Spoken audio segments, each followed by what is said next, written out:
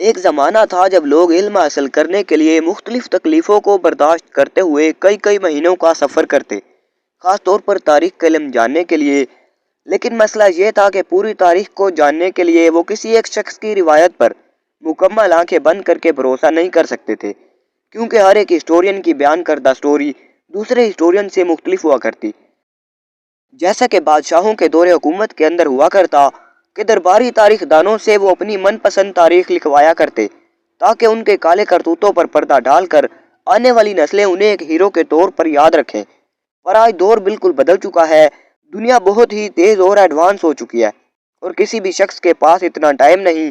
کہ کئی سو صفحوں کی کتاب کو وہ ایک واقعہ کو جاننے کے لیے بیٹھ کر پڑھتا رہے،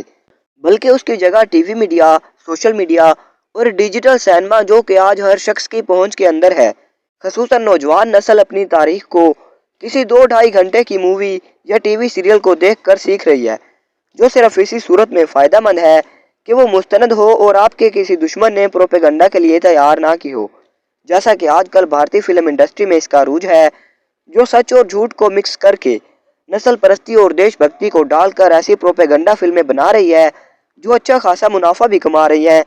لیکن افسوس یہ اپنے ہی لوگوں کو اصل تاریخ کی بجائے فکشنل تاریخ دکھا رہی ہے، اور اس کا مقصد تاریخ دکھانے سے بدل کر صرف ایک انٹرٹینمنٹ رہ جاتا ہے،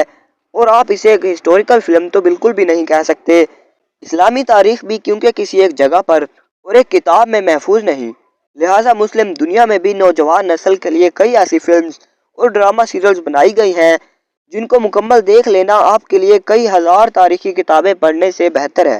کیونکہ انہیں باقاعدہ ریسرچ اور علماء کرام کی نگرانی میں بنایا گیا ہے، اور یہ آپ کو اس دور میں لے جاتی ہیں کہ آپ اصل تاریخ کو جاننے کے ساتھ ساتھ بہتر طور پر اس دور کے حالات و واقعات اور اس وقت کے موجودہ حالات کو سمجھ کر خود کو اسی جگہ پر محسوس کرتے ہیں۔ آج کی ویڈیو میں ہم کچھ ایسے ہی منفرد اور مستند ڈرامہ سیریلز کی بات کریں گے جو کہ آج کے ٹائم میں ہر مسلمان اور تاریخ کے طالب علم کے لیے دیکھنا انتہائی ضروری ہے، اور انہیں دیکھ کر ہر مسلمان اپنی تاریخ کو بہتر طور پر سمجھ سکتا ہے۔ تو چلیں سٹارٹ کرتے ہیں۔ پہلے نمبر پر آتی ہے عمر سیریز۔ قطر کی جانب سے بنائی گئی 31 اقساط پر مشتمل یہ منفرد ڈرامہ سیریز ہے، جس میں حضرت عمر بن خطاب کی 18 سال کی عمر سے لے کر ان کی وفات تک تمام واقعات کو فلمایا گیا ہے، جن میں ان کی قبول اسلام سے پہلے کی زندگی، نبی علیہ السلام کا اعلان نبوت، کفار کی نبی علیہ السلام اور آپ کے صحابہ پر ظلم و ستم، ہجرت حبشہ، ہجرت مدینہ، مسلمانوں اور مشرکین مکہ کی تمام جنگیں،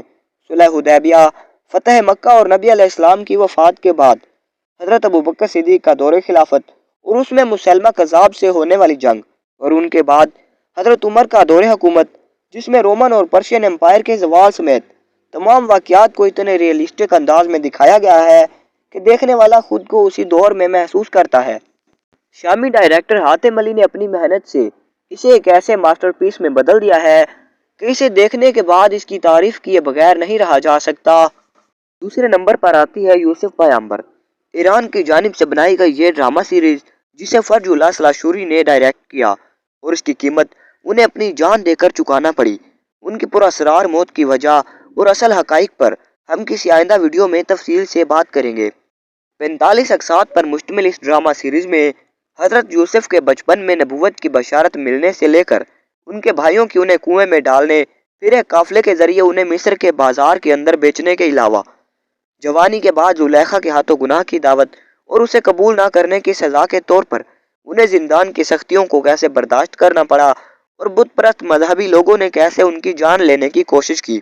آخر کار تمام آزمائشوں کے بعد آپ فرعون مصر کے خواب کی تعبیر پیش کرنے کے سبب آزاد ہوئے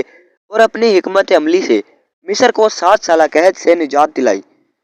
اور عزیز مصر کی موت کے بعد آپ کو مصر کی بادشاہت ملی اور آپ نے خدا کے دین کو پورے مصر میں پہنچا دیا۔ آخر کار 30 سال بعد پورا خاندان ایک بار پھر سے اکٹھا ہوا، اور باپ بیٹے کے ملنے کے مناظر کو دیکھ کر کوئی بھی شخص اپنے جذبات پر قابو نہیں رکھ سکتا۔ یوسف علیہ السلام کے صبر اور اللہ پر بھروسے کی یہ داستان ایسی ہے کہ اسے دیکھ کر آپ کبھی بھلا نہیں پائیں گے۔ تیسرے نمبر پر ایران میں بنایا گیا ایک اور ماسٹر پیس ہے شہید کوفہ، جو حضرت عمر کی وفات کے بعد حضرت عثمان کے خلیفہ بننے سے لے کر مولا علی علیہ السلام کا دور اور اس میں پیش آنے والی تمام مشکلات جو بنو امیہ نے ان کے لیے کھڑی کی ان کی عکاسی کرتا ہے، और इमाम अली अलैहिस्सलाम की अमीर मुआविया से जंग जमल, जंग सफीन और खारजियों से लड़ी जाने वाली जंग नहरवान को भी इस ड्रामा सीरियल में बहुत ज़बरदस्त अंदाज में फिल्मा कर दिखाया गया है। इन जंगों की असल वजूहात और उनके पीछे असल साजिशी किरदार कौन थे, इस सीरियल को देखने के बाद आप आसानी से पहचान पाएंगे।